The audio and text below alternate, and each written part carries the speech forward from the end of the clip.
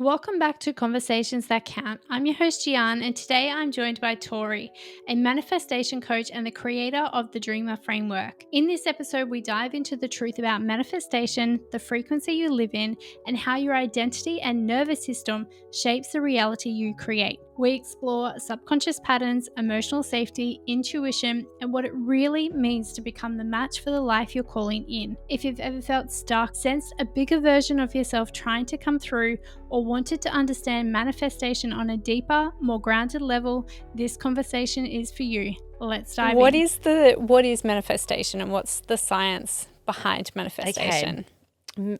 I love this because I feel like there is a narrative around the internet that manifestation is simply like thinking something that you want and then wishing, and then boom, it comes into your life. And it's just so much bigger and so much deeper than that. So manifestation is when you actualize your most dominant frequency into your life. Now, everything is energy. Everything in our world is energy, and energy is measured using this scientific measurement called frequency. So our thoughts have a frequency. Our thoughts are energy. My clothing is energy. These shoes are energy. And the way I explain it to someone who's just at the very start of like understanding what manifestation is the fact that everything is made up of atoms. Everything in the whole world is made up of atoms, right? All matter. And inside the atom, there's the nucleus, and around it is buzzing electrons, right?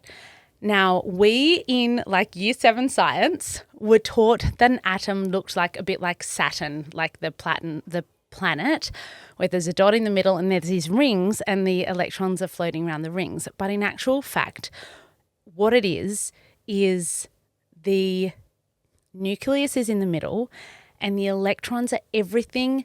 They're everywhere all at once. They're not just floating around in circles like that. And that is what quantum physics is, because the quantum field is that energetic field around the nucleus saying that the electrons can be anywhere and everywhere all at once. And it is our job as the human to match the frequency to the reality, the frequency of the reality that we want to bring into our life. The way we do that is through our beliefs, through our thoughts, through our words, and most importantly, through aligned action.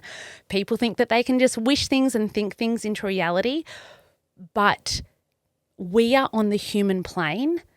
We are on the 3D plane. That means it is our job in the manifestation process to take the 3D action. That is the part of the co-creation. The universe, the quantum field, the divine source, they're going to take care of the synchronicities and the opportunities. The co-creation part for us is to take care of the aligned action steps. My God, that was great. I was like, oh yeah, like that's, yeah. I love that. So in terms of frequency, so how do you know what frequency that you're operating in, and how do you change the frequency to then be an energetic match for what it is that you desire to call in, or the reality that you desire to co-create? Okay, love, love, love. Oh my God, this is just, I feel so alive that I get to chat about this with you, and maybe we'll like make this go for a 5-hour podcast and we'll have to break it up in part A, B and C. Okay, so how do you know what frequency, I think was the first part of the question. Your life is a reflection of what frequency you are sitting in. Look around you. That is the frequency that you are sitting in. So you and I can see right now we are sitting in the frequency of like deep connection and joy and like friendship, and that is the reality that we're sitting in. And so that is the frequency that that is the frequency that we are emitting kind of as our dominant frequency right now. If you take a look at your bank account, right there in front of you, you can see what frequency do I have with money.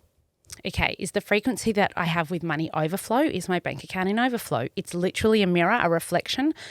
And so, or is the frequency that I have with money what comes in has to go out really quickly because I don't feel safe to hold money. It's like right there in black and white. Or is the frequency, I have a cap with money, like I feel safe. I'm vibrating at like holding on to say $10,000 feels safe for me, but fuck me, can we curse? Yeah, you're totally fine. I can't hold 11,000. Like I'm starting to feel a bit like unsafe here. So something's going to come up, or I have to spend that $11,000. So I am inviting all the listeners to start taking an audit of their life in any like zone of life that they want to focus on at the moment. It could be finances, it could be relationships, it could be health, it could be spiritual, it could be personal development, your job. Pick the zone that you want to take an audit with and actually pick it apart and be like, okay, so my relationships, the relationships I'm really attracting right now are ones that are gossipy or bitchy or backstabby. That is obviously the frequency I'm radiating at. And so you need to take aligned action. If you want to make a more kind of beautiful, loving, deep connection in your relationships, you need to catch the thought as it happens. So I took the word judgment out of my vocabulary years ago. I do not judge myself. I do not judge others. What we need to do is replace the word judgment with curiosity. So whenever I just keep talking and talking and talking as I answer this. Whenever we judge ourselves, I want you to go, like I recognize that I'm judging myself here. I'm going to catch the thought and I'm going to become a neutral observer of my reality, and I'm going to get curious. Why do I think why did I just think to myself, oh my gosh, that girl's so loud or over overt, or she loves money too much, or she's so into herself, or can she stop sharing about her, like how much she's in love with her partner? Like anyone who shares about how much they're in love actually are obviously in a relationship that's falling apart. You know, that's something that I hear so much, and go, oh, there's that thought, and get really curious. Why do I think that? Why do I think that if someone shares overtly about their love, it means that they're in a like relationship that's falling apart? And go back through your life to catch the patterns of where it started. Then what I like to do is and I do this with my clients, is we do a lot of inner child work where they go back to the very first memory that they can think of, of that being planted as the seed in their reality, and they they go back to that child as the balanced adult that they are now, and they re-teach that beautiful inner child what the actual truth is. And the truth is you can love beautifully and openly. In fact, what a beautiful gift if you love beautifully and openly. And if we can kind of almost timeline jump back to where that story was created, we can literally neutralize that story from back like in 1987 or whatever, and then recreate that now that we're in the year 2025, we've created the new story and the new root of what love can actually look like and can actually be and can actually mean. So I think to change your frequency, you need to go back to, where did this pattern begin? Ask yourself, why do I think that? Ask yourself why. Ask yourself why. Sometimes it takes like 5 or 6 whys to get to the root, and then we need to clear the root. And just to touch on that as well, so this is unconscious work as well that you're doing. It's not, because like conscious, you'd be like, if you're thinking about it consciously, you're like, I don't know where that stemmed from. And that's, you know, what Absolutely. we do is only 5% conscious and the rest is unconscious. So it's tapping into unconsciously that pattern and that experience from childhood. Yes, as well. babe. And that's exactly right. So our conscious mind is actually only responsible for 5% of our reality. Our beliefs live in our unconscious mind. Our intuition lives in our unconscious mind. Our stories, our patterns, they all live in our unconscious mind, which is actually creating 95% of our reality. So when we do that inner child work, I always tell my clients to trust what's ever coming up, even if it feels made up, because often we cannot consciously remember the story. Yeah.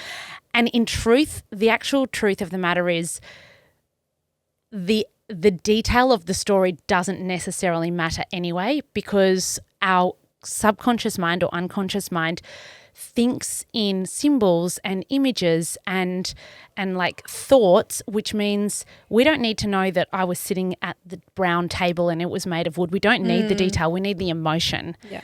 And so when we can tap into the emotion, however the image has come to us, we trust it and we get to clear the emotion. And the story that we create around the emotion at the same time. Exactly. Yeah. Yeah. How do you, when you're looking to manifest something, how do you anchor into the vision, have the aligned action, but also have a level of detachment?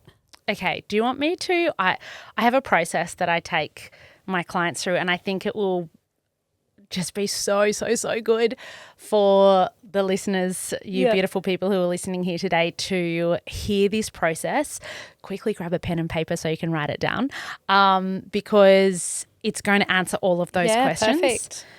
And I call it the Dreamer Framework for the beautiful dreamers, and it's going to take you through step by step exactly what you have to do to manifest those big, beautiful dreams into your reality. So the first, it's spelt Dreamer, Dreamer. And the first thing that we need to do is decide and declare. Now, we need to decide and declare through something that is actually on our heart, not through something that we've conditioned to believe that we should want this. And you and I were just talking before how, you know, we have to really honor the person we are, and you are like at your heart a traveler and you love to go and explore and see the world and adventure. And at my heart, I was like, I do love doing that. And also home is the place for me that feels really like just grounded and beautiful, and I love being at home. And so I get to honor that part of me, you get to honor that part of you, and we don't have to get caught up in like what society tells us that we should want. So it needs to truly come from your heart, because anything that has been placed on your heart has been placed on your heart for a reason. It's been placed on my heart for a reason, and it's because it was meant for me and it was meant for you. And we get caught up also in everyone else, like trying to explain ourselves and explain our dreams and desires to other people, and like, why don't they understand? Why don't they understand what it is that I want? They're not meant to understand what it is that you want, because it's not placed on their heart. So it's really important to decide and declare what it is that you want. And I want to also just go deeper a bit into that declaration energy. We're not asking permission. We don't want to come from permission energy, like, you know, you're a kid, like you're a 5-year-old asking mum, can I please stay up tonight and watch the end of, I don't know, Yogi Bear? Like, it's not that asking for permission energy. It's like fierce declaration, like, this is what I want, and I am devoted to anything that needs to happen to this desire of mine, right? Yeah.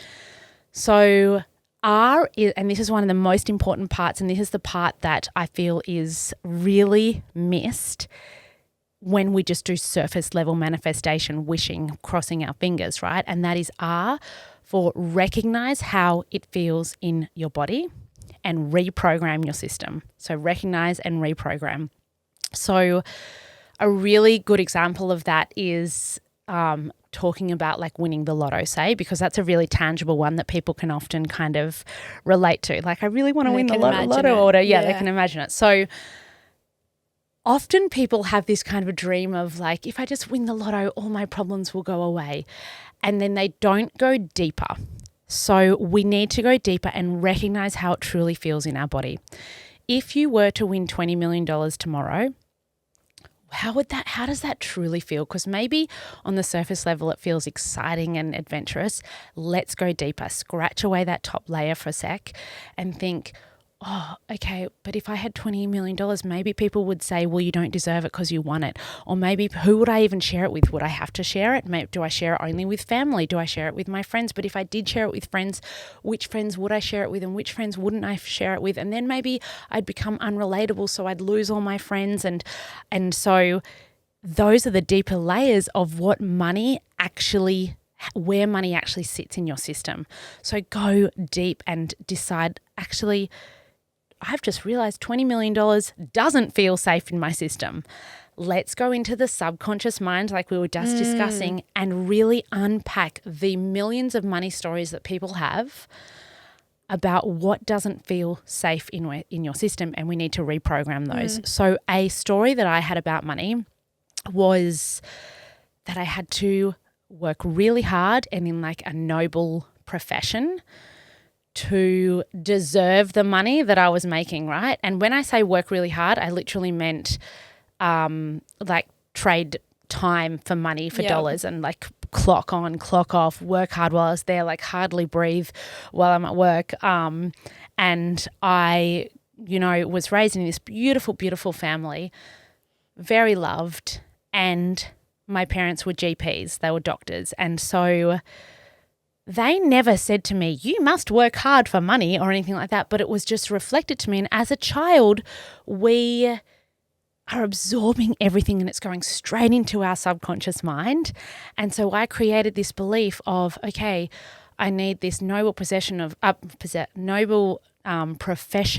literally saving people's lives to be worthy of like money, and also work really hard and work long hours and things like that. And I created my own story that was so hard for me to bring up out of the surface because I didn't even know it was there.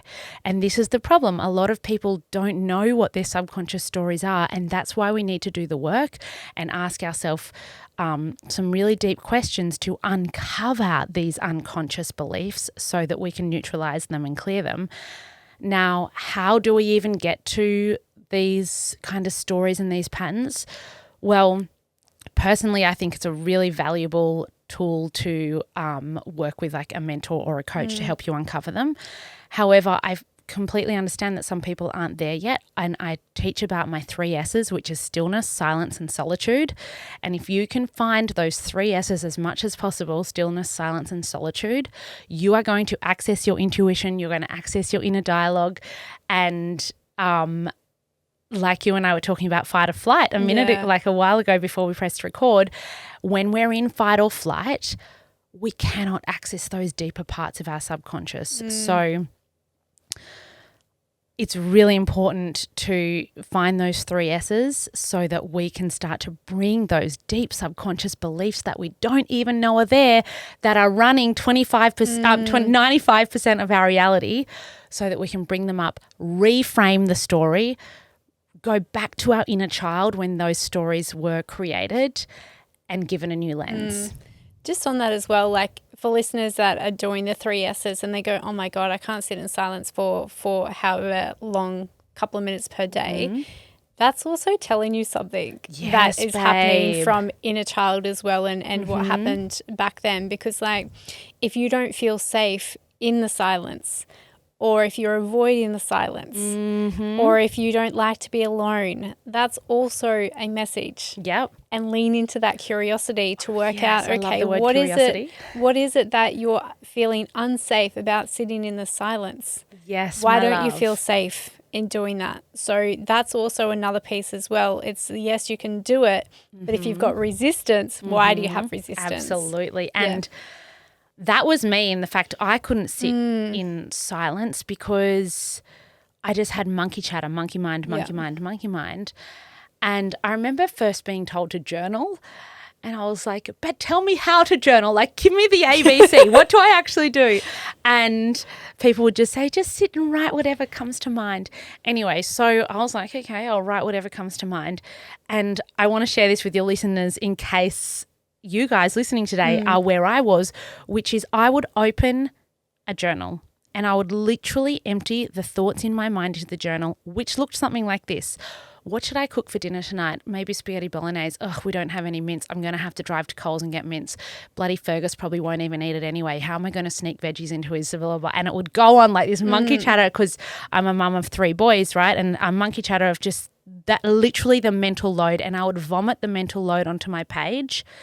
And then you are going to, like, soon, after a few minutes of mental vomiting onto the page, you're going to have a beautiful exhale of like, and the silence and the stillness comes. Once you can clear that mental chatter on the page, and this is where I would tell you to start. literally write down that monkey chatter onto a page so that you can clear it out of your mind. And then even if you just sit in silence, in stillness for 10 seconds, you are starting to grow that muscle rep. Yeah. Yeah, you become more comfortable with it. Yeah. Yeah. And soon that silence is going to access your intuition, guys. It's just when you become a master at accessing your intuition, oh my gosh, I'm getting chills. Your life is going to dramatically change because you are going to start to move in alignment with your core values. You're going to start to listen when it's a yes and when it's a no. You're going to start to listen when it's a yes, but not right now. And you're going to move with like authority and conviction because you've become a master at knowing when to do things and when not to do things, how to do things, how not to do things. So stillness, silence, and solitude, that's just absolute magic. You follow the whisper. Follow the whisper. Yeah. And sometimes the whisper gets beyond a whisper and like becomes a big fat like wet fish slap in the face. And if you can listen to the whisper, you don't need to be slapped in the face with a wet fish. Yeah, I know. What is it? The brick? No, the feather, the brick, and the truck. Oh, I love that. Yeah. I hadn't heard of that before. Yeah, the universe is always communicating, and if you don't listen to the whisper, it gets louder and louder until you get hit by a truck. Yeah, and I've been hit by multiple trucks through my journey, and now I'm better at listening to the whispers. Same. Well, I've got to admit, my awakening, which I didn't realize at the time because often we don't. We only we see it upon in hindsight, like reflecting back. But mine was a huge truck as well, which came through the birth of my first son. And this is when we were talking about before, when we just had been living in fight or flight for years, but not even recognizing and realizing we were in fight or flight. And so that ultimately, I had like a traumatic birth, and that ultimately was my big spiritual awakening almost 10 years ago now. And probably 3 or 4 years into my journey, I remember someone saying, but like, what actually happened? Like, how did you start this journey? And I was like, I don't even know. Let me reflect on that. And it was only then that I looked back and realized, it started then when I had that traumatic birth, and I had this clairaudient, which is when you hear things, and I had this drop in of like what was in my own voice, but also like an angelic energy saying, Tori, you are so much more than your physical 3D body, your physical human body, sorry. And I was like, and then just forgot about it and went and lived in fight or flight for the next 5 years kind of thing. Okay, so we've done D and R, recognize and reprogram. I'll come back to that story in a moment after we go through. Okay. So E is embody the person who already has it. Now, I want to caveat here because I say embody energetically the person who already has it. The reason I say that is because when I first went on this manifestation journey, mentors, coaches, courses I'd do would say embody the person who already has it. And I'd be there like, mate, if I had $10 million, I'd be on a first class ticket to Paris with a nanny into my own private apartment over there, and like, do you just expect me to embody that person and put it all on my credit card and just do it? And I didn't understand the nuances of what embody the person who has it actually meant. And now I realize it's embody energetically the person who has it. So I do not recommend you going and putting $50,000 debt onto a credit card to fly over to Paris first class with a nanny. Because that is actually not in alignment with the core values of the person who you are being, like the quantum version of you, who you are being. I'm gonna unpack that a bit further, but I just want to also unpack here the quantum version. I never say be the future you. I always say be the quantum you, and here's why. The future you always subconsciously puts that desire just off into the future, just out of arm's reach. It feels safe because it's over there, and it never makes you take radical responsibility to bring it into the now. It's always in the future. So what's the difference and how do you embody it energetically? Okay, so the quantum you the best way to describe it is living right now with you in this timeline.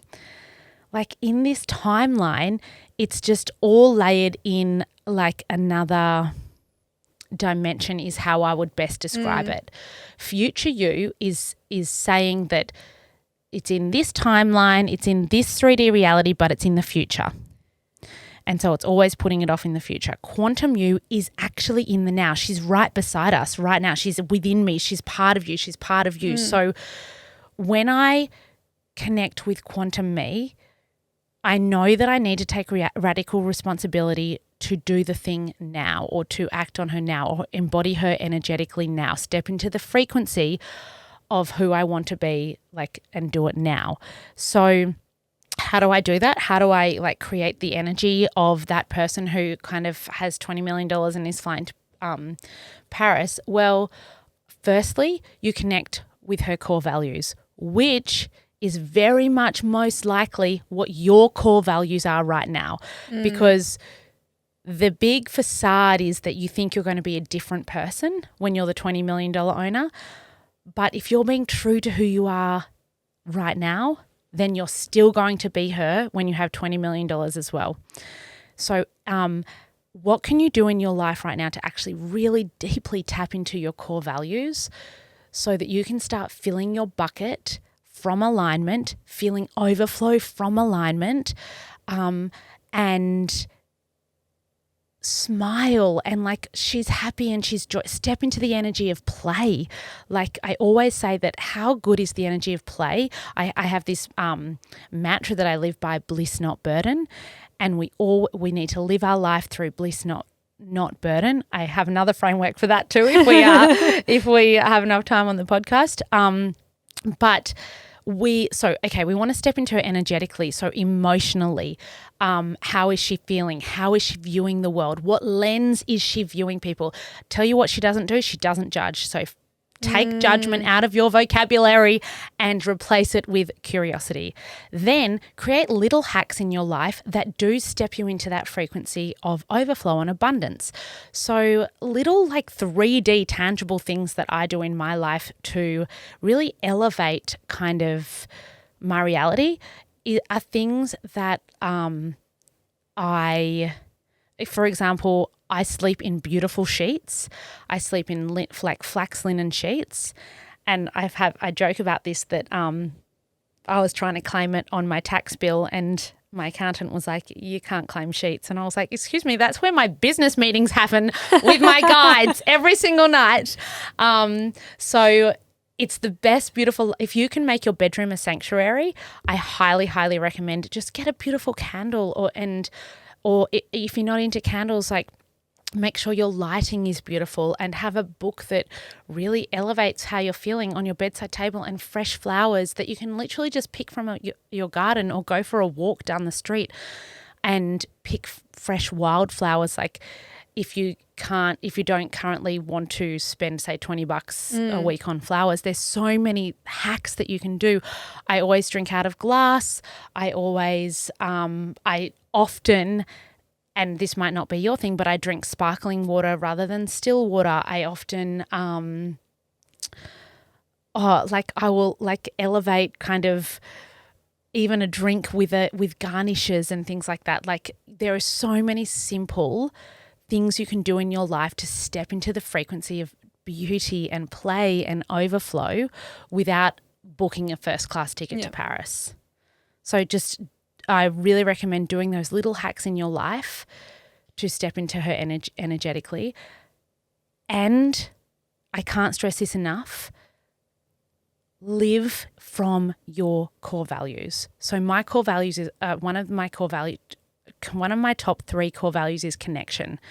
So it was like a solid yes when you asked me to do this podcast, because I was like, I tap in, is this like in alignment with me? Yes, I'm going to feel connection. I love like getting to chat to people about this, especially when they're in alignment with what we are. I was just telling you about my beautiful soul nourishing girls weekend that we're having this weekend.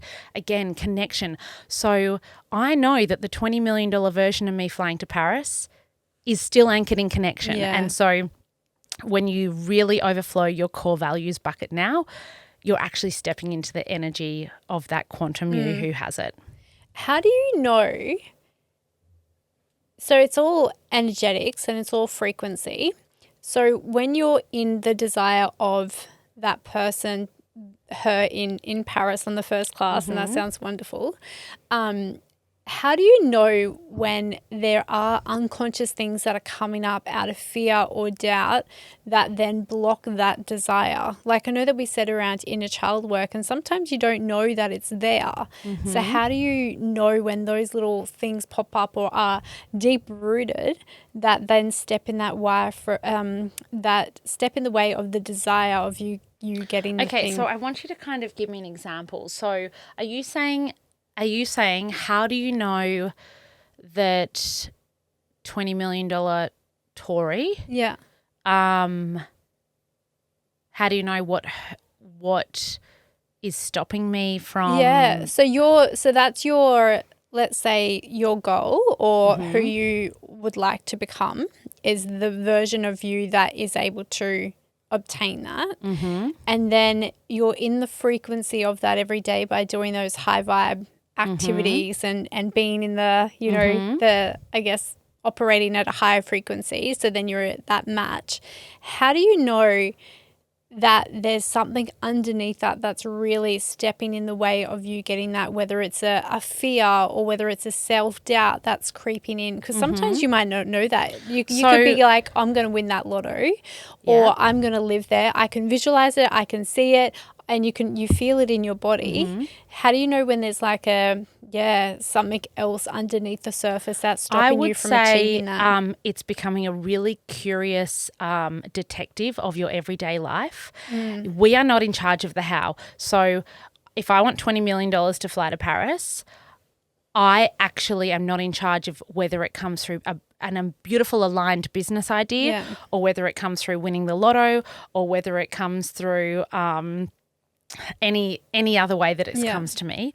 So the way that I know if there's actually something deeper that's making this not possible for me is when I do get, say, an intuitive drop in for this business idea, do I act on it or am I scared to act on it because of, say, visibility or because perhaps I'm scared of perhaps the truth is I'm actually scared of success because of what that means. So if I'm not willing to act on those divine downloads that come, that is a telling tale that there is something deeper stopping you from becoming the $20 million Paris version of yourself because you're not actually prepared to take the action on those intuitive downloads that happen.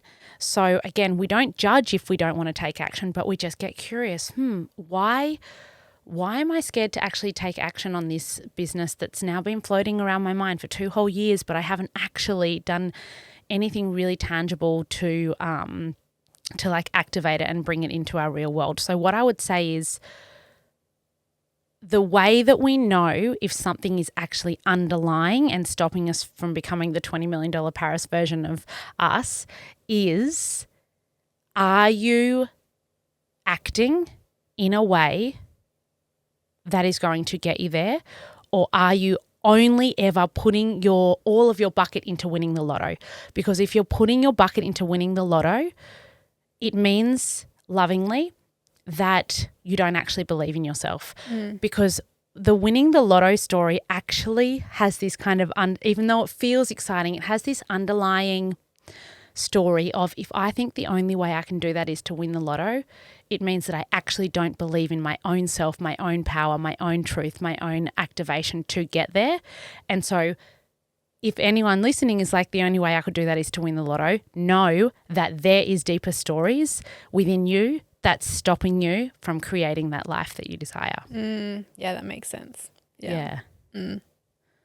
So we've done decide and declare. We've done recognize and reprogram, embody energetically. A is the aligned action part. So I feel like we just covered that. Yep. Now M is maintenance. Again, something that people don't talk about. Your desires are allowed to and in fact should change, so should your core values. They should change as you grow and evolve. We're meant to grow and evolve. My core values when I was 21 are very different to what they are now at 42. And we need to continue to maintain maintain our 3 S's, stillness, silence, and solitude, so we can go internal and we can be like, okay, well, what do I want? Is that still what I want? Because, to be honest, even though like a trip to Paris and stuff sounds really exciting, I would not say that's one of my core desires anymore, because like I was saying, I'm such a, like, home just makes me so happy. And so whilst that is a fun thing for me to think about, it's definitely not this heart tug anymore where I'm like, oh, I just want a first class ticket to Paris. And so we need to constantly maintain and update our system to really tap into our heart and be like, what is my heart's desire? Because that is going to draw us, if that's going to give us the pull energy, not the push energy to take the aligned action. We also need to maintain constantly our core values. Like, are these still my core 3 core values? Once you say heal a part of you, or once you bring up a story that you need to reprogram, it doesn't mean that it's done forever. We need to take maintenance. We need to keep coming back and be like, I don't want to take action on this. And I heard on the podcast that if I'm not wanting to take action, there's probably a deeper story. Let's go back to our maintenance. What's the deeper story? Let's bring it up. So it's really important to just keep going back to that subconscious mind and bringing up the stories and neutralizing those stories. The second E in my dreamer framework is evidence. Now, we are human beings, and our conscious mind loves evidence. Now, your quantum self, your higher self, your truest, like, source divine self knows that everything is possible for you, period, ladies and gentlemen. However, our cute little conscious mind gets in the road sometimes and they're like, you could never do that. And so we are allowed to collect evidence of proof to show that we can do XYZ. So I want you to, and my clients do this, they get a notebook or they have notes page dedicated in their phone called evidence, and they collect the evidence of whatever it is. So again, I'm going to talk about money because that's a really easy, tangible one to get your head around. If you're trying to call more money in abundance, when has money in abundance come into your life before? How are you accepting someone offering to buy you a cup of coffee? Are you saying no, I could never? Or are you accepting it graciously? Because how you accept a cup of coffee is how you accept, the bigger amounts of dollars as well. And so we need to accept all the abundance, like, beautifully and graciously, and we write it down. Today I got a free coffee. Today a client paid, their invoice early or on time and things like that. Also, if you're sitting there going, but Tori, I have no evidence of financial abundance, there is a universal law called the law of oneness. We are all from the same source. Now, I feel like I won't go too much into the woo here because this alone I could talk for about an hour, but know that there is a universal law called the law of oneness. And what that says is if someone else is having it, and when you see them having it, you get you get activated in some way, you get to collect and borrow their evidence as proof that it can happen for you too. Now, old me would have been like, yeah, but her story is different. Like, she doesn't have 3 young kids and a husband who flies away all the time for work, and they're not doing this and they're not doing. My life is harder, so like I can't have the abundance that they have. This was old Tori. And then I realized, my God, Tori, like, why are you making the only success that you can have has to be exactly like her success? Your path isn't going to be her path, and that is beautiful and honorable. However, in the same breath, collect her as evidence that it can happen and your path gets to be different. Yeah. And this is where environment is so key as well. Yes. Like, have a look at your environment and what is it mirroring back to you at what is possible. Yes. And if there's something else that you want that's different, put yourself in rooms that expand who you are, absolutely, who you're around, and then, borrow that evidence. Yep. And that 100%. Is actually going to get you there at the same time. And also when people, usually with love, like close, like family or friends, usually with love might tell you, no, you can't do that, like because of X, Y, Z. That's not going to work because of X, Y, Z. First of all, know that it's often coming from love and protection because they don't want to see you get hurt. So just honor that as well. They're not trying to be mean to you. But secondly, know that they don't believe it's possible because they haven't collected the evidence of it being possible. That doesn't mean you have to sit in that truth. You get to collect the evidence of it being possible. Yeah, and this also comes back to my bliss, not burden. I deeply, deeply believe we can live a life of bliss, not burden. We can live in overflow and abundance from a place of bliss, not burden.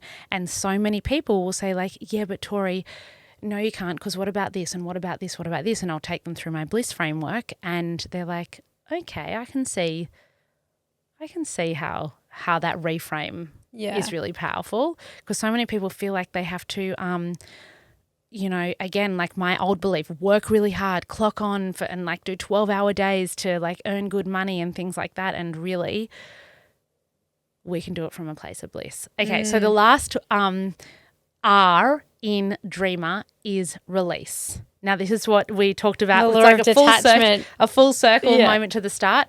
Release that to the higher powers. Now, what that means is you don't need to white knuckle grip your desire. As I said before, we are co-creators and it's our job to take the aligned action on the 3D human plane. It is the universal job to create divine, like intuitive drop-ins into your mind, to create serendipitous moments that make you kind of get whiplash and like, whoa. In fact, one of my beautiful friends, Renee, who I was talking to you before, who she had a beautiful serendipitous moment the other day where she opened a book from like the early 1900s, a historical book, and it had exactly yesterday's date in it. And she was like, how can I have yesterday's date in it? I don't understand. Like, this is from like early 1901 or something like that. And then she realized the date, it said, like I think it was, say, the 4th of the 11th, 25. And then she realized it was dated for 1925, not 2025. And she was like, oh, don't worry, it was just a silly coincidence. And I was like, no. Coincidences do not exist. That was meant to give you whiplash. I cannot wait to see what this book brings out in your life. Read this book with such openness because you were meant to see that date. You were meant to clock it. You were meant to go, what? This is so trippy. Because that is the universe's like serendipitous moments, like opening you up to the possibility. So just know that our cute little humanness is so small and minuscule compared to the infinite divine universe that is like just creating all of the different spider webs and beautiful golden tapestries around us to make your soul's mission actually come alive in this lifetime.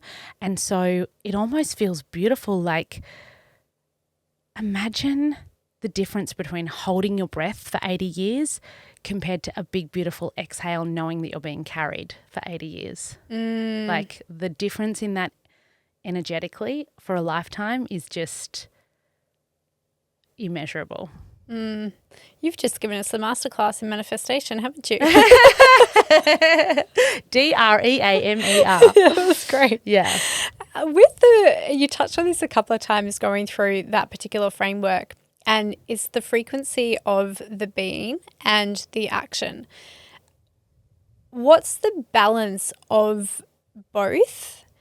Because sometimes I feel like when we do get caught up in the doing, we forget about the being and being in that frequency of the future.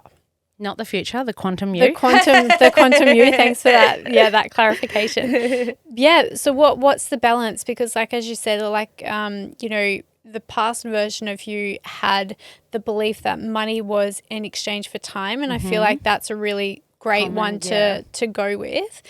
where if we then think about the frequency of money and the frequency of wealth and the frequency of abundance, how do we, and this is a how question, but what's the balance with taking the aligned action to be someone who is able to hold that, and then also developing the person and working on the deep-rooted beliefs that you have to make sure that you're a match, because that's more than spiritual than the actual. That's a great question, and one that I've never been asked before. So I hope that I can answer that in a way that's really clear, and please poke me further if I'm not, because it's really important to me to share this message so that it lands with people. Yeah. So what's the difference, but how do you hold both worlds of being and doing? Would you say that that's kind of... Because I guess if you think about, I'm going to go society norm for a moment, maybe that's a better way to explain it. So you work Monday to Friday, you work money for exchange of time. So you get up, you do your routine, you go to work, you come back. So it's very much in a doing and an action, not necessarily an aligned action, but an action orientated society. Yes. When people then tap into the spirituality, or they look to a higher being and go, okay, what's the frequency I need to embody? Yes. From a quantum energetic perspective, what's the balance, because of then being able to obtain that without, because there's still, you need to still take the aligned action. Yep. But what's the flip? So or what's if the you're importance? caught in doing from misalignment, if I can call it that, clocking onto work because you're like, oh, I've got to go to stinking work. I hate going to work, but I need to pay the bills. And you do Monday to Friday, 9 till 5, okay, and you're caught in that loop. The first thing that I want you to do is actually get clear on your core values. This is how you're going to do that. You're going to sit down and write down your ideal day. You're not going to judge it. You're not going to let conditioning tell you what your ideal day has to look like. You're not going to say, but Tori, does it have to be a Monday or a Saturday or a Sunday? Because in this realm right now that you're sitting in, it doesn't matter what day of the week it is. What is your ideal day? And I want to know and I want you to write from the time that you get up to the time that you go to bed. So I wake up at 6 a.m. My children are in bed with me. We lie there for another half an hour. We talk about our dreams. Then we get up and I go for a run by myself. I don't take my phone. Then when I get home, the kids are there and they've cooked breakfast for us, and we all sit down and we have a big, beautiful, nourishing breakfast of this food and this food and this food. They've gone to the garden and picked fresh basil. This is how detailed I want it to be. Now, and also let time be a little bit relaxed in this scenario, because it doesn't have to be as rigid as and now that breakfast would have taken half an hour, so now it's 7:30, and then I would drive them to school, so now it's 8:30. I just want it to sit in flow. So, but I do want the time actually when you wake up and the time when you go to sleep. So now, are your children playing, or are they at school? Then do you go to work in your ideal day? And if you do go to work, how long for? Are you working for 2 hours? Are you working for 8 hours? Both are absolutely fine. People sometimes judge themselves when they say, I do want to work for 8 hours. That's beautiful. Also, some people want to work 0 hours. Also beautiful. It's really important that in this activity, you are ultra honest with what you want your ideal day to look like. What food are you eating? Are you exercising? Who is there with you? Is it just your immediate family? Is it extended family? Is it girlfriends? Who's there with you, okay? Then what does bedtime routine look like? And you go to bed. Okay, we're going to pause there, and that's your ideal day. Then what I want you to do is stretch that out and go into your ideal week, because sometimes what you want in your ideal day isn't going to fit, and you're like, oh, but I also want to visit this person and this person and this person, but they live 2 hours away, so I can't fit all that in one day.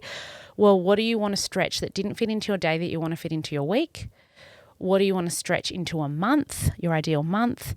And then what do you want to stretch into your year? For example, in my year, I would travel somewhere with my family, but I wouldn't do that in my ideal day. So you have this beautiful timeline of what your ideal life looks like, and then I want you to Google, this is probably the easiest way to do it, Google a list of top 100 core values. Now read through everything you wrote in your ideal day and see what the themes are that came up. Do not get your values first, because otherwise your conscious mind's going to be like, oh, that's supposed to be important, Tori. So make sure you add that to your ideal day because you're meant to like care about this, this, and this.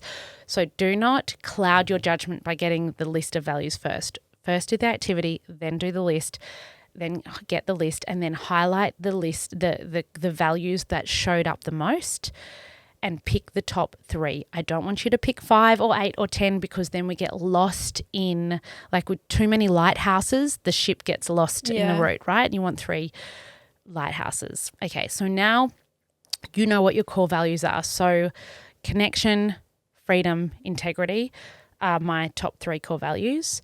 So now when you go to your work from 9 to 5, if we're circling back to this question, how can you act in a way at your place of work where you get to say yes to things and no to things at your place of work that align with your core values compared to misalignment? So if you're getting asked to do some job that's not part of your job description and you've just been a people pleaser for the last 20 years, so you say yes to everything, you're going to stop that from now and you're going to start being that quantum version of you who lives in alignment with her values.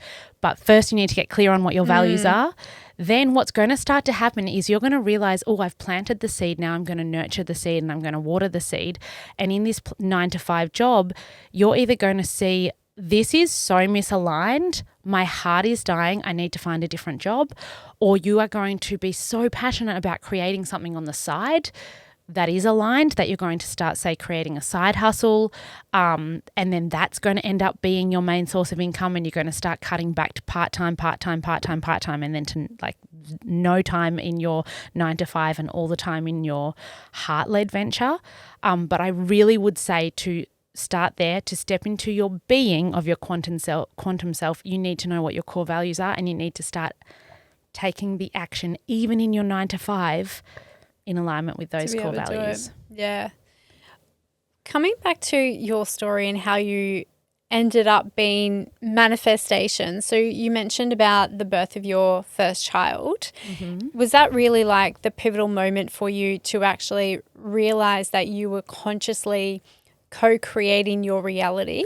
No, that was the pivotal point, but I wasn't conscious of it. Okay. So I had this spiritual awakening moment where I had a very traumatic birth with beautiful Austin, who is now like 9.5. And I went into ICU and I lost all my milk. And anyway, I had this voice that came to me that said, Tori, you're so much more than your physical body, your physical human body. And I kind of heard it and I paused and I knew it was powerful in the moment. And then it's almost like I went into this vortex of peace for 5 seconds and then back into reality where I had a screaming baby, where like I had stitches everywhere. I had lost all my milk. And then I was in fight or flight for the next 18 months. Ozzy was sick and anyway, and then I got pregnant with Albie. And that was a Caesar. I wasn't like able to I'm sure I could have pushed, but I wasn't, I didn't want to go through that again. And also looking back, I realized that was my trauma story talking, that I wasn't prepared to do it again. Now I wonder if I actually would try a VBAC, which is vaginal birth after Caesar. Yeah, VBAC. But anyway, Albie, my second baby, was really, really sick. He was in hospital. He was on a ventilator and all of that. And I heard this voice again. I'm in hospital with Albie and I heard this voice again saying, you are so much more than your physical human body. And I was like, holy shit, there's that sounds familiar. That's that voice that kind of came to me when Austin was born. And I had 5 seconds of peace and then straight back to the hospital room again. And then I'm in fight or flight for the next 18 months again. I've got now like a 1.5-year-old and a baby who was sick. And then I had Fergus, my third child. Now he was a pretty just routine normal baby. He would like cry, but he'd also sleep and he'd just like normal. And I felt myself coming out somewhat, not even coming out of fight or flight, but more available to hear any advice or anything like that, because prior to that I was literally just in survival mode. And a friend said to me, Tori, I think you should go to this lady called Margaret in Bellingen. She is, in my memory, I remember her saying she's a fortune teller, but I'm sure she didn't say she's a fortune teller. But I was like, yes, that'll be fun. I'll do that. And she would get on her crystal ball and she'd be like, Tori, all your dreams will come true. Anyway, I went to this lady called Margaret. She wasn't a fortune teller. She was actually, in my memory that I can imagine, it was like a bit of a Reiki healer, and she would put her hands on my body and I'd have rainbow lights for the chakras and things. And now this is the first time I've ever seen anything like this. I didn't even know the kind of healing world existed, like the energetic spiritual realm existed, because as I said, I was brought up with 2 GP doctors, like a very scientific household. And I remember saying to her, Margaret, like, when are you going to tell my fortune? And she was like, I don't really do that, Tori, but okay. She got out some like tarot cards or something. And I left that and I have never felt peace like that before. Wow. That Margaret, I reckon, was my opening the door of like, I'm now ready to lean in. Then a few more years passed and my dad got really sick. He got cancer, and it ended up metastasizing in his brain, and he ended up passing away. And it was when I was lying next to my dad in bed, when he was in palliative care, and we were, all of my 5 siblings and mum were always lying in the bed next to him, at least one person. And I was like, okay, I'm going to go for a walk. Can someone come and lie with Dad? So I went for a walk, and it was on that walk that I had this like truck moment where it was like, Tori, you need to teach about intuition and people tapping into their intuition and following their life's purpose. And these are all the things you need to teach about: subconscious mind, conscious mind, their belief system, la la. And it's all pouring into my brain as I'm walking. And I'm like, shit. I can't remember this. I've got to run home. I've got to write it all out. And I wrote it all out. I was like, okay, module 1 this, module 2 this, module 3 this, module 4 this. And then I got on Instagram, and prior to that I was a social media coach teaching about social media. And I said, and if any people maybe followed me since back then, I literally got on my phone one random Wednesday afternoon and I just said, hi everyone, literally from this moment forward, I'm no longer a social media coach. I'm now an intuition coach. So love you. Okay, bye, like kind of thing. And I just like ripped the Band-Aid off, and I then get clients reach out to be like, can you do social media? And like, this is a really easy money for me to say yes to. Not a single part of me wanted to say yes to it. I was like, nope, but I can refer you to this person. And it was just like a sand in the sand moment. Where I was like, I cannot do social media for one more minute. I am so certain of this calling.